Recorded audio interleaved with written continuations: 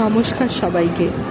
1947 সালের 15ই আগস্ট ব্রিটিশদের 200 বছরের শাসন থেকে আমাদের দেশ স্বাধীন হয়েছিল। ব্রিটিশ শাসনে ভারতীয়দের উপর চালানো হয়েছিল অকথ্য অত্যাচার।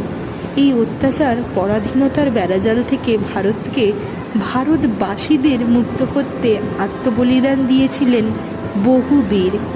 তাদেরকে শ্রদ্ধা জানিয়ে আজকে বিদ্যালয়ে জাতীয় পতাকা উত্তোলনের মাধ্যমে ভারতের ৭৮তম স্বাধীনতা দিবস পালন করা হলো।